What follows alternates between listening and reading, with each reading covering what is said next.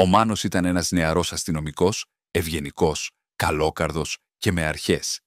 Ήταν ένας άντρας με δυνατή καρδιά, αλλά με ένα σκοτεινό παρελθόν που τον είχε οδηγήσει να γίνει μία μοναχική ψυχή. Είχε σκούρα μάτια που έβγαζαν κατανόηση και ζεστασιά, και το χαμόγελό του, αν και διακριτικό, φώτιζε σε καταστάσεις που απαιτούσαν ευγένεια. Ο Μάνος ζούσε μια απομονωμένη ζωή, χωρίς οικογένεια κοντά του. Οι φίλοι του είχαν χαθεί, βυθισμένοι στα δικά τους προσωπικά προβλήματα. Εκείνος φρόντιζε για την ασφάλεια των επισκεπτών του εμπορικού κέντρου στην Αθήνα, ενός από τα μεγαλύτερα κέντρα της πόλης. Παρά τη μοναχική του ζωή, ο Μάνος ένιωθε έντονα ότι ανήκε στη δουλειά του. Τον σέβονταν και τον αγαπούσαν πολύ οι συνάδελφοι και οι ανώτεροι του, οι οποίοι τον θεωρούσαν παράδειγμα επαγγελματισμού και αφοσίωσης.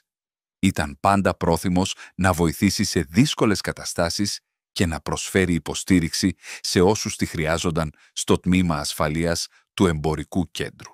Για χρόνια, ο Μάνος ήταν υπεύθυνος για τη φύλαξη του μεγαλύτερου εμπορικού κέντρου της πόλης. Εκείνο το μέρος, με τους λαβυρινθώδεις διαδρόμους και τις ατελείωτες βιτρίνες, ήταν από μόνο του μια μικρή πόλη. Ο Μάνος ήταν ο φύλακας αυτού του τεχνητού κόσμου με τα λαμπερά φώτα, ένας φάρος στη νύχτα που εξασφάλιζε ότι όλα ήταν εντάξει. Οι πολλές ώρες εργασίας και η αφοσίωσή του στο καθήκον είχαν αφήσει τις προσωπικές του σχέσεις σε δεύτερη μοίρα. Παρά την απομόνωσή του, ποτέ δεν έπαψε να είναι μια ευγενική και γενναιόδορη ψυχή. Η μεγαλύτερη του καλοσύνη όμως φαινόταν στη σχέση του με τους άστεγους. Ο Μάνος συνήθιζε να πηγαίνει φαγητό και ρούχα στους πιο άπορους ανθρώπους που έβρισκαν καταφύγιο στις γωνιές της πόλης και γύρω από το εμπορικό κέντρο. Με ανοιχτή καρδιά άκουγε τις ιστορίες τους και τους πρόσφερε λόγια παρηγοριάς. Πολύ συχνά μοιραζόταν μαζί τους το φαγητό του και τους έδινε κουβέρτες τις κρύες μέρες. Αν και δεν είχε κανέναν, η μοναδική του συντροφιά ήταν η ηχό των βημάτων του στους άδειους διαδρόμους του εμπορικού κέντρου κατά τη διάρκεια της νυχτερινής του βάρδιας. Ένα χειμωνιάτικο βράδυ, καθώς έκανε τη συνηθισμένη του περιπολία, ο Μάνος παρατήρησε από μακριά έναν μοναχικό ζητιάνο έξω από το εμπορικό κέντρο. Έτρεμε από το κρύο, κρατώντας ένα άδειο κουτάκι, ζητώντας ελεημοσύνη. Ήταν ο Αντώνης, ένας άντρας που χρόνια πριν ήταν ένας σεβαστός επαγγελματίας στον τομέα της αρχιτεκτονικής, με μια πολλά υποσχόμενη καριέρα και μια ζωή γεμάτη ανέσεις. Ωστόσο η μοίρα του επιφύλασε μια σκληρή τροπή. Ο Αντώνης ήταν ένας όμορφος άντρας με σκούρα μαλλιά και έξυπνα μάτια. Η κομψή του φιγούρα και το ζεστό του χαμόγελο του έδιναν έναν αέρα αυτοπεποίθησης και επιτυχίας. Είχε δουλέψει σκληρά για να πετύχει στην καριέρα του και απολάμβανε μια άνετη ζωή δίπλα στη γυναίκα του, την Ελένη.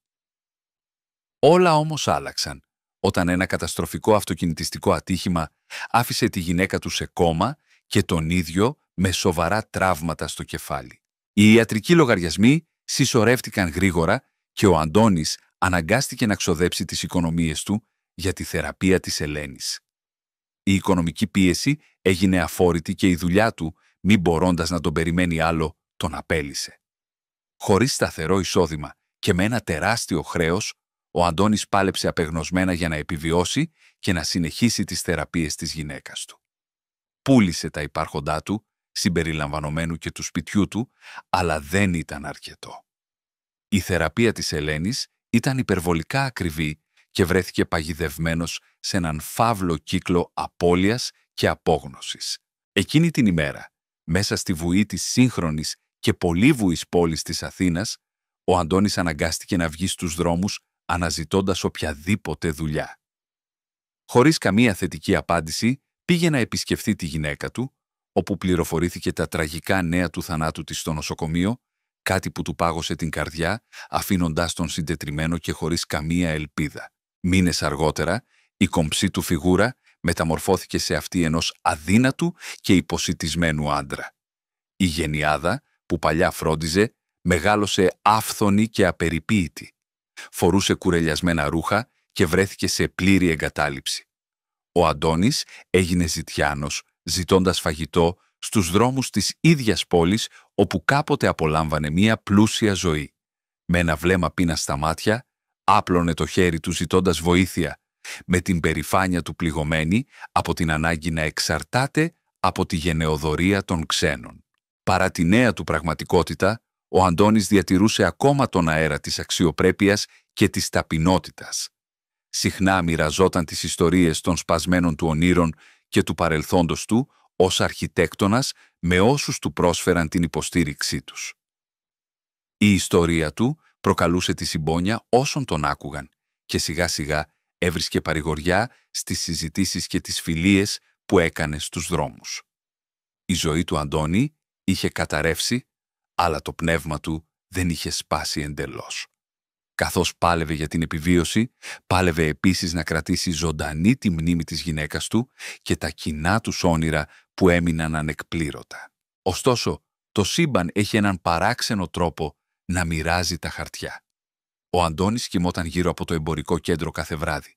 Εκείνη τη μέρα που ο Μάνος φύλαγε το μέρος, τα μάτια τους διαπέρασαν τα χοντρά, διάφανα τζάμια του κτηρίου.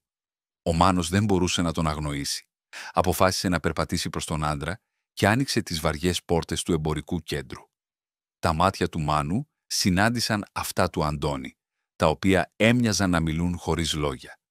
Είχε ένα βλέμμα συμπόνιας και αντί να τον διώξει, τον κάλεσε να περάσει μέσα. «Θα σε πάω σε ένα πιο ζεστό μέρος», υποσχέθηκε ο Μάνος στο Ζητιάνο. Εκείνο το βράδυ, ο Μάνος όχι μόνο του έδωσε καταφύγιο σε μια γωνιά με χοντρές κουβέρτες, αλλά μοιράστηκε και το δείπνο του μαζί του. Κάθε βράδυ, όταν ερχόταν η ώρα της βαρδιάς του, ο Μάνος άφηνε μια πίσω πόρτα μισάνοιχτη, ώστε ο Αντώνης να μπορεί να βρει καταφύγιο από τις κακές καιρικές συνθήκες. Κανείς δεν ήξερε γι' αυτό το μικρό γεγονός, γι' αυτό ο Μάνος προτιμούσε να το κρατάει μυστικό. Οι μέρες πέρασαν και έγιναν εβδομάδες. Ο Μάνος συνέχισε να επιτρέπει στον Αντώνη να βρίσκει καταφύγιο στο εμπορικό κέντρο τα βράδια. Κατάφερε να κρύψει αυτή την καλοσύνη από τους ανωτέρους και τους συναδέλφους του, γνωρίζοντας ότι το επίσημο καθήκον του δεν συνέπιπτε με τη συμπόνια του για το Ζητιάνο. Ο Αντώνης, από την πλευρά του, παρέμενε ευγνώμων και καθαρός, προσπαθώντας να ανταποδώσει τη χάρη, βοηθώντας με μικρές δουλειές στο εμπορικό κέντρο, όπως να διατηρεί τις τουαλέτες καθαρές και να μαζεύει τα σκουπίδια. Ο Μάνος και ο Αντώνης σφυριλάτησαν μια παράξενη φιλία εκείνο το διάστημα, σαν δύο πληγωμένες ψυχές να είχαν συναντηθεί στην κρύα και σκοτεινή νύχτα. Μοιράστηκαν ιστορίες από τις περασμένες ζωές τους, τις συνθήκες που τους είχαν οδηγήσει εκεί που βρίσκονταν. Ο Αντώνης είχε χαθεί στην απόγνωση μετά την τραγωδία με τη γυναίκα του και ο Μάνος, από την άλλη, ήταν ένας πολλά υποσχόμενος φοιτητής νομικής πριν επιλέξει την καριέρα του αστυνομικού, μια απόφαση που ο πατέρας του αποδοκίμασε, αλλά που εκείνος υπερασπίστηκε με περηφάνεια. Ωστόσο, η μοίρα έκανε μια απροσδόκητη στροφή για τον Μάνο και τον Αντώνη. 2 μήνες αργότερα, ο προϊστάμενος ασφαλείας του εμπορικού κέντρου, ένας άντρας ονόματι Χρήστος, άρχισε να παρατηρεί παρατυπίες στα αρχεία εισόδου και εξόδου του κτηρίου. Αφού έλεγξε τις κάμερες ασφαλείας, ανακάλυψε ότι ο Αντώνης έμπαινε συνεχώς από την πίσω πόρτα κάθε βράδυ. Η είδηση εξαπλώθηκε σαν φωτιά. Τα βλέμματα αποδοκιμασίας και οι φωνές επίπληξης από τους συναδέλφους του γέμισαν τον αέρα καθώς του ζητούσαν εξηγήσεις. Ο Μάνος ένιωσε έναν κόμπο στο λαιμό του καθώς αποκάλυψε την αλήθεια για τη φιλία του με τον Ζητιάνο και η οργή του Χρήστου δεν άργησε να έρθει. Η μέρα που ο Μάνος κλήθηκε στο γραφείο του προϊσταμένου ασφαλείας ήταν η πιο σκοτεινή της ζωής του. Ο Χρήστος πήρε την απόφαση να απολύσει τον Μάνο, ισχυριζόμενος ότι είχε παραβιάσει τα πρωτόκολλα ασφαλείας και κυρίως την εμπιστοσύνη της αστυνομικής δύναμης. Η αυστηρή έκφραση του Χρήστου μαλάκωσε μόνο για μια στιγμή όταν ο Μάνος εξήγησε τον λόγο που βοήθησε τον Αντώνη. Ωστόσο, δεν υπήρξε συμπόνια και ο προϊστάμενος παρέμεινε σταθερός στη θέση του. Ο Μάνος σιωπηλά αναγνώρισε το λάθος του. Μάζεψε τα πράγματά του και αποχαιρέτησε τους συναδέλφους του. Η ζωή του Μάνου κατέρευσε εκείνη τη στιγμή. Βρέθηκε στον δρόμο, χωρίς δουλειά, χωρίς χρήματα και χωρίς ένα μέρος να αποκαλεί σπίτι, αφού τον είχαν διώξει γιατί δεν πλήρωνε τα ενοίκια στην ώρα τους. Άρχισε να ζει στους δρόμους της μεγάλης πόλης της Αθήνας, χωρίς οικογένεια ή φίλους να τον στηρίξουν. Η ζωή του έγινε ένας συνεχής αγώνας επιβίωσης. Η φιλία που είχε καλλιεργήσει με τον Αντώνη τον άφησε μόνο και ευάλωτο σε έναν κόσμο που τώρα τον απέρριπτε. Οι μέρες έγιναν ατελείωτες νύχτες, καθώς ο Μάνος βυθιζόταν όλο και περισσότερο στην απόγνωση. Σύντομα βρέθηκε να ζητιανεύει στον ίδιο δρόμο που είχε ορκιστεί να προστατεύει. Ένας χρόνος είχε περάσει. Ο Μάνος βρέθηκε στο χειρότερο σημείο του. Η βρωμιά και η πείνα ήταν οι μόνοι του σταθεροί σύντροφοι. Με μακριά γενιάδα και άδειο βλέμμα δεν ήταν πλέον αναγνωρίσιμος από εκείνους που κάποτε είχαν γνωρίσει τον γενναίο και καλόκαρδο αστυνομικό. Η αθλιότητα τον είχε καταβάλει εντελώς. Τώρα κοιμόταν τυλιγμένος σε εφημερίδες και χαρτόκουτα. Ωστόσο, η ζωή έχει έναν περίεργο τρόπο να πλέκει απροσδόκητες ιστορίες. Ένα κρύο χειμωνιάτικο βράδυ, καθώς ο Μάνος έψαχνε στα σκουπίδια για κάτι να φάει, μια σκιά έπεσε πάνω του. Όταν σήκωσε το βλέμμα, είδε τον Αντώνη, τον Ζητιάνο, που είχε βοηθήσει σε εκείνο το εμπορικό κέντρο, με μια ματιά έκπληξης και συμπόνιας στα μάτια του. «Μάνο», είπε ο Αντώνης με μια φωνή απαλή, αλλά σταθερή. «Σε έψαχνα για μήνες. Έλα, έχω μια ευκαιρία για σένα». Ο Μάνος κοίταξε τον παλιό του φίλο, λίγο σαστισμένος, χωρίς να καταλαβαίνει καλά τι συνέβαινε. «Έλα, Μάνο, πάμε να φάμε και θα σου πω τι έγινε», είπε ο Αντώνης. Εκείνος, λίγο μπερδεμένος, αποφασίζει να ακολουθήσει τον παλιό του φίλο. Ο Αντώνης λέει στον Μάνο ότι μια μέρα, ενώ έψαχνε για φαγητό σε μια τοπική αγορά, παρατήρησε ένα μικρό εργαστήριο υποδηματοποιίας. Το μαγαζί ήταν κλειστό και φαινόταν εγκαταλελειμμένο, αλλά οι βιτρίνες του εξέθεταν ακόμα μερικά από τα πιο όμορφα δερμάτινα παπούτσια που είχε δει ποτέ. Τα χρώματα, τα σχέδια, η ποιότητα του δέρματος τον γέμισαν θαυμασμό. Εκείνη τη μέρα, ο Αντώνης πέρασε ώρες κοιτάζοντας μέσα από το τζάμι, ονειρευόμενος να έχει ένα ζευγάρι από αυτά τα παπούτσια. Μετά από αρκετές μέρες, παρατηρώντας το κατάστημα, ο Αντώνης συνειδητοποίησε ότι ο ιδιοκτήτης δεν φαινόταν να ενδιαφέρεται να διατηρήσει την επιχείρηση. Τα παπούτσια που τόσο τον είχαν γοητεύσει άρχισαν να μαζεύουν σκόνη και το μαγαζί φαινόταν όλο και πιο ακατάστατο. Στη συνέχεια, έμαθε ότι το κατάστημα αντιμετώπιζε οικονομικά προβλήματα και ήταν έτοιμο να κλείσει. Εκείνο το βράδυ, ο Αντώνης δεν μπορούσε να κοιμηθεί σκεπτόμενος το κατάστημα και την επιθυμία του να έχει ένα ζευγάρι από αυτά τα όμορφα δερμάτινα παπούτσια. Τότε είχε μια τολμηρή ιδέα. Το επόμενο πρωί πλησίασε τον ιδιοκτήτη του καταστήματος και του πρότεινε μια συμφωνία. Του προσφέρθηκε να εργαστεί στο κατάστημα χωρίς μισθό, καθαρίζοντας, επισκευάζοντας και βοηθώντας σε ό,τι χρειαζόταν, με αντάλλαγμα τη διαμονή στο πίσω μέρος του μαγαζιού. Αν και ο ιδιοκτήτης του καταστήματος δίστασε στην αρχή, τελικά δέχτηκε την προσφορά του Αντώνη. Οι μέρες έγιναν εβδομάδες και ο Αντώνης εργάστηκε ακούραστα. Καθώς καθάριζε και τακτοποιούσε το μαγαζί, μάθαινε επίσης να επισκευάζει και να δημιουργεί δερμάτινα παπούτσια. Σιγά σιγά η ικανότητά του στην υποδηματοποιία μεγάλωσε.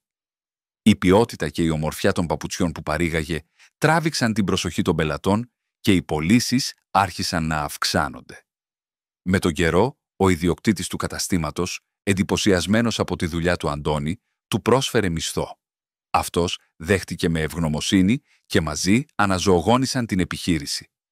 Το κατάστημα δερμάτινων παπουτσιών άρχισε να ευημερεί, προσελκύοντας περισσότερους πελάτες με τα προϊόντα υψηλής ποιότητας και τα μοναδικά του σχέδια. Αυτός που κάποτε ήταν ένας ζητιάνος που ονειρευόταν να έχει ένα ζευγάρι δερμάτινα παπούτσια, ήταν τώρα ένας επιτυχημένος υποδηματοποιός, συνιδιοκτήτης ενός φημισμένου καταστήματος. Αλλά αυτό που πραγματικά έκανε τη διαφορά στο κατάστημα ήταν το όραμα του Αντώνη να βοηθάει άλλους άστεγους που αντιμετώπιζαν παρόμοιες συνθήκες με αυτές που είχε ζήσει και ότι ορισμένα συλλεκτικά παπούτσια φτιάχνονταν από αυτούς τους ίδιους ανθρώπους που ο Αντώνης βοηθούσε. Ο Αντώνης πρόσφερε στον Μάνο δουλειά στο κατάστημα, λέγοντάς του ότι ήταν πρόθυμος να τον βοηθήσει να σταθεί ξανά στα πόδια του. Ο Μάνος, συγκινημένος και με δάκρυα στα μάτια, δέχτηκε την προσφορά του Αντώνη. Ήταν η ευκαιρία του να εξηλαιωθεί και να βρει ξανά νόημα στη ζωή. Μαζί εγκατέλειψαν τους δρόμους και μαζί προχώρησαν μπροστά ξανά. Καθώς οι εβδομάδες γίνονταν μήνες, ο Μάνος έβρισκε ικανοποίηση και χαρά, βοηθώντας άλλους να σηκωθούν από τον δρόμο και να ξαναβρούν την ελπίδα στη ζωή τους.